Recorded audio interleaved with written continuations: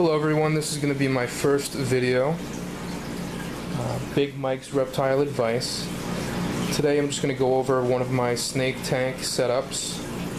I'll list what I use from my experience, best practices, what I suggest, and then I will list all the products that I use in the description of the video so you guys can take a look and see if it fits your needs. So first off, I'll go over the main enclosure. I frequently check Craigslist for used or even newly built enclosures. I got really lucky with this one. This enclosure is over 5 feet long and a couple feet high. I'd say about 1.5 feet wide. Fully glass with wood. The top was a screen top. But as you can see, I went to, and you can go to Lowe's, you can go to Home Depot, you can go to a lot of construction places, even glass places. That's a piece of custom cut plexiglass, and I had it custom cut to fit the top of this tank to cover the screen mesh to keep humidity in. And if we zoom in even closer, I caulked around the outsides so it holds in the humidity quite well.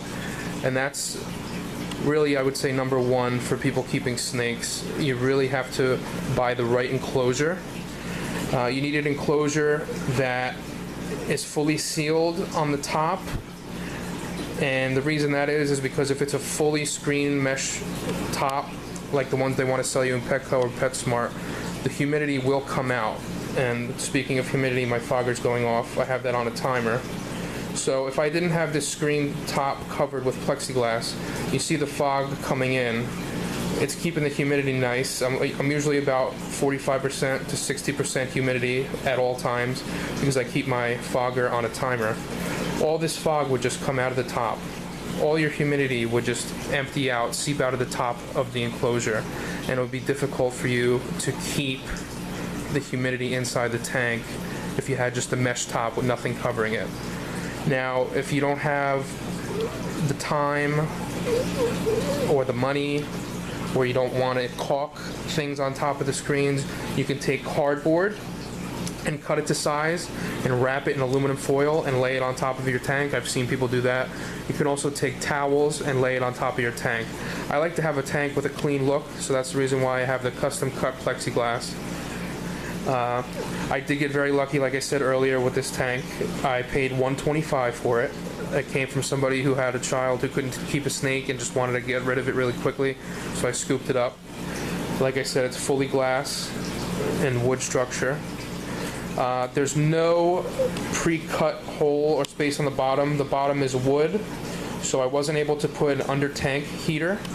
So what I did, and let me come over here and show you, I took a Zoom Ed under tank heater and I have it on the side of the glass, set up with obviously a thermostat. And that's tip number 2. Never have any type of under tank heater either on the side of the tank or under the tank without it being regulated by an under tank or by a thermostat. And I have it set right now. Let's see what I have it set at. I have it set at 97 degrees, meaning that this is the thermostat. I have a probe coming from the thermostat on the heat pad between the glass and the heat pad. So when this heat pad reaches 97 degrees, this thermostat will automatically shut off this heat pad.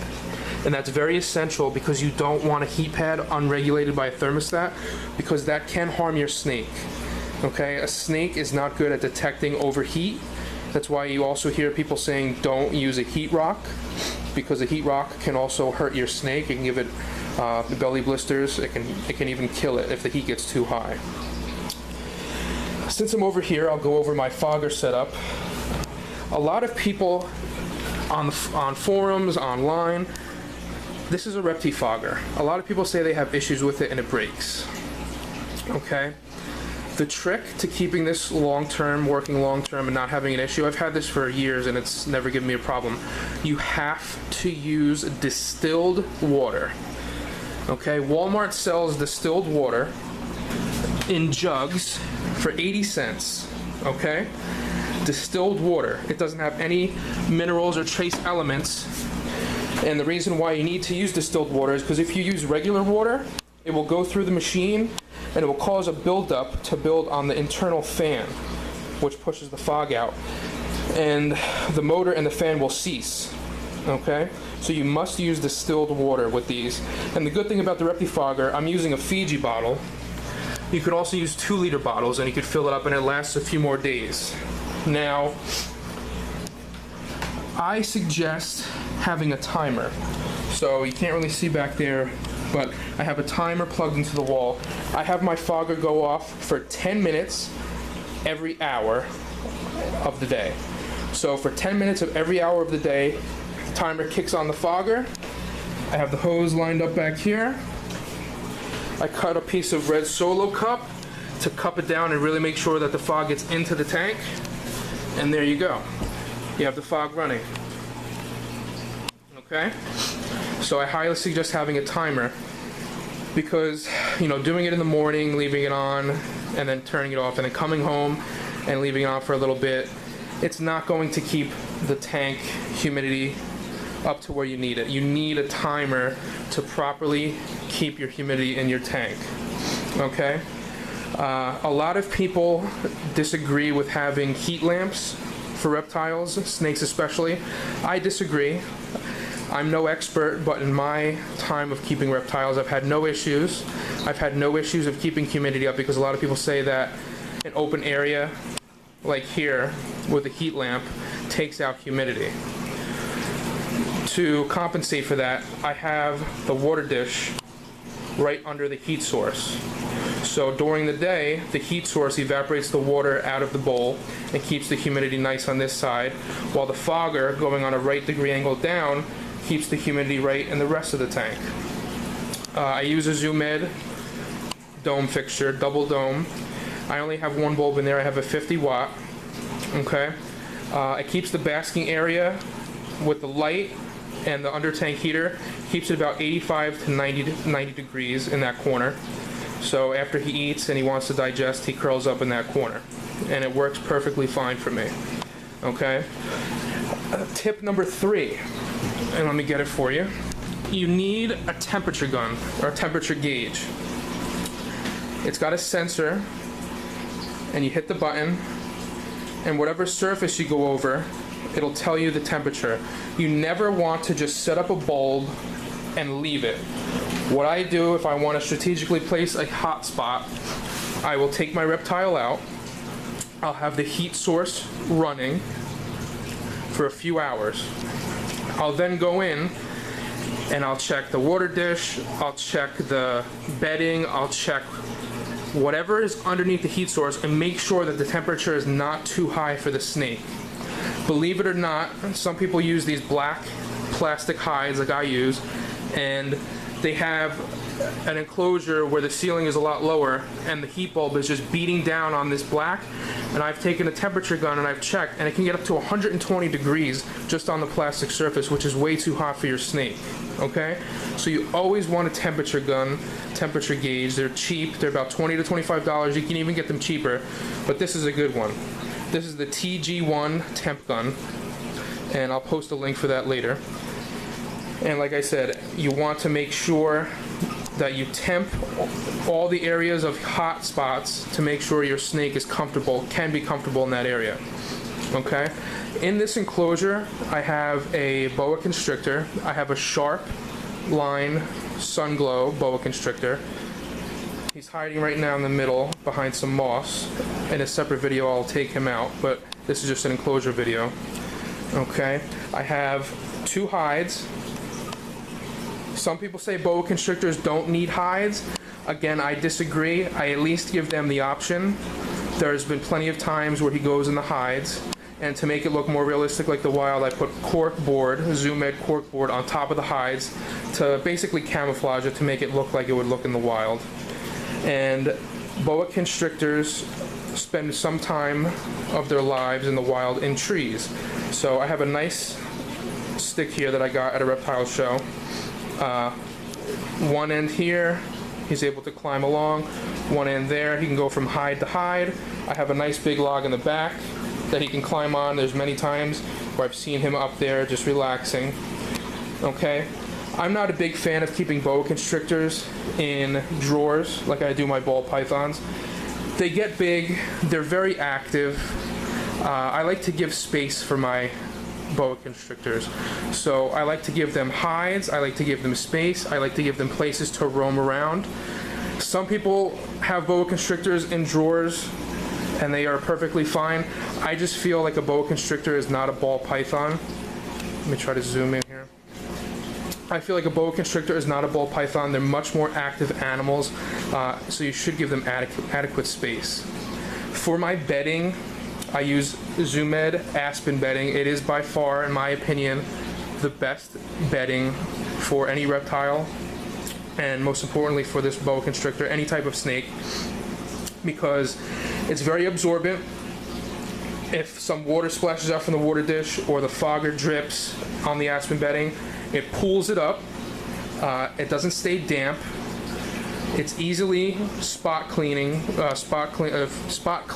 if that's even a word or a sentence. Meaning, if the boa constrictor has some urites or pees or poos, it's very easy to just scoop it up and replace it. It's very odor absorbent, and it's quite cheap. A bag like this will last you a long time if you spot clean. Okay. I also use Zoomed moss. Right now it's summertime, so I don't have to mist it to keep my humidity up. The fogger keeps the humidity up just fine. But in the wintertime, if it's hard for you to keep humidity, tip number 4, I suggest you have a bulk of this moss in the middle and you spray it daily, or even twice a day, once in the morning and once when you get home, and that'll keep a nice humidity up in the tank. Now, I am a big believer in digital humidity gauges and temperature gauges. I use, and it took me a long time to research this, I use a product from a cigar company called Ixacar. That's X-I-C-A-R. And that's this bad boy right here. It is a 2-in-1 humidity and temperature gauge, okay? It's this nice little square, you can't really see now, but it gives you the temperature and the humidity. It gives you the highs and lows for the day, and it's digital, and it's guaranteed to be within 1% humidity, which I've tested with a Humidipack, and I'll go into that a little bit now. So basically a Humidipack is you buy a pack on Amazon, you can buy it online. A Humidipack, and I actually might have one here. Basically, it's a pack that has a percentage of humidity built into the pack, and it's guaranteed to be 65-75%. I don't have one with me.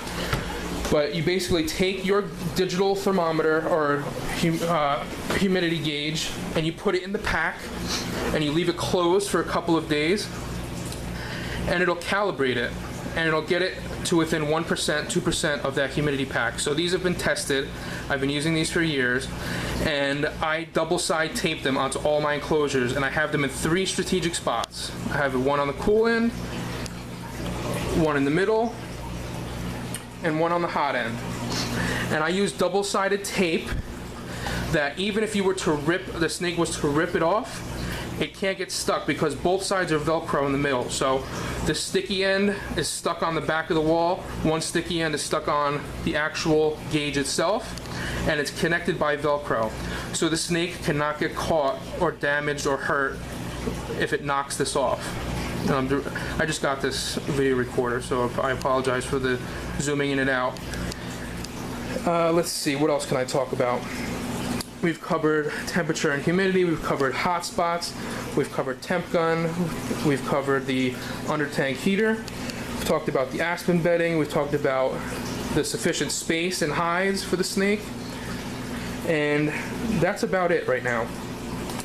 I will go into more in depth with more videos, tips, best practices. I'll go through my collection, but just for this first video, I wanted to go through my enclosure setup here, and I'll give you a view from the top. Nice big wood and glass tank. Nice wood, sufficient space, good temperature and humidity. The temperature and humidity is always good. He always sheds in one piece. Oh, I actually forgot. To also help with humidity, there is a great tool called air transfer, okay? Basically, let's try to zoom in here. I have these two tanks here that are connected to a bubbler, okay? The bubbler, it's like an aquarium bubbler. Like if you put an air stone in an aquarium tank, you need the air bubbler to make bubbles come out of the air stone. I have that set up, connected to these two tanks with water and a sponge inside with an air stone. The air from the bubbler goes through these plastic tubes into the tanks, causes bubbles on the sponge to pop. Humid air goes through the top, through these plastic tubes into the tank. And that's a little known trick that a lot of people I've seen on the forums, they don't use. So it's called air transfer. And it's a company, Tropical something. I'll post a link for that. I'll post a link for everything. I'll post a link for the Ixacar gauges, the digital gauges. I'll post a link for the air transfer. Aspen bedding and under tank heaters, pretty straightforward. Reptifogger, those are easy to find on eBay, Amazon, etc. So I appreciate your time in watching this video. Again, I'm not an expert. These are just my best practices that have worked for me. I have very healthy, very active, very shiny, clean, sheds in one piece snakes. So I'm just giving my tips and advice to the next beginner out there. Thank you very much.